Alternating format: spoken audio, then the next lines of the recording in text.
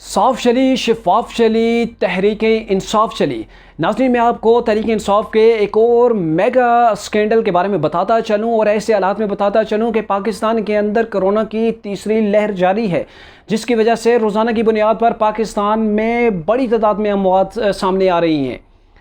اور editor general of Pakistan نے جو رپورٹ تیار کی ہے، اس رپورٹ کے اندر بہت بڑے پیمانے پر یہ انکشاف ہوا ہے کہ تقریباً 12 کھرب سے زائد کی کرونا مالیاتی فنڈ کے اندر تحریک انصاف حکومت نے کرپشن کی ہے۔ یعنی کہ ایک طرف تو تحریک انصاف کی حکومت ہے جس نے عوام کو بے سر و سامان چھوڑ دیا، جس نے عوام کی کوئی مدد نہ کی، اور اوپر سے جو باہر سے پاکستان کے اندر فنڈنگ ہوئی ہے، پاکستان کو انہوں نے فنڈ دیا ہے، مختلف ممالک سے آیا ہے یا IMF سے آیا ہے، تقریباً 1 ارب اور 35 کروڑ ڈالر کا جو فنڈ آیا ہے،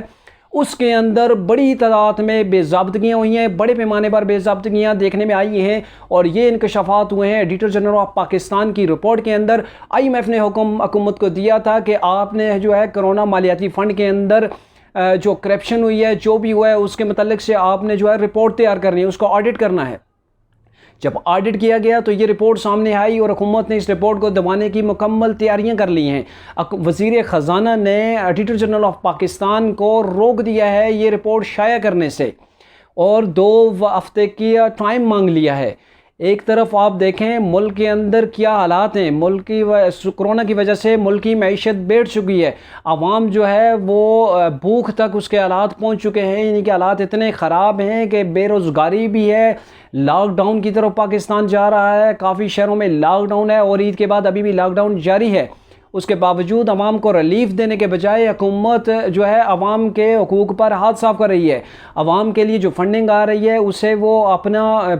حق سمجھ کر کھا رہے ہیں۔ یہ بات وہ ہوئی کہ مردے سے یہ تحریک انصاف حکومت وہ حکومت ہے جو مردے کا کفن بھی چوری کر رہی ہے۔ نہ صرف یہ پروجیکٹ، آپ تحریک انصاف کا میٹرو پروجیکٹ دیکھ لیں، آپ تحریک انصاف کا بلین ٹری پروجیکٹ دیکھیں، یہ رنگ روڈ کا جو سکینڈل سامنے آیا ہے یہ دیکھ لیں۔ اس کے بعد کرونا وبا کے اندر انہوں نے عوام کے ساتھ ظلم کیا، جو باہر سے پیسہ عوام کے لیے آیا تھا، نہ کہ حکومت کی اپنی شاہ خرچیوں کے لیے۔ لیکن تحریک انصاف حکومت کی وہ مہان حکومت ہے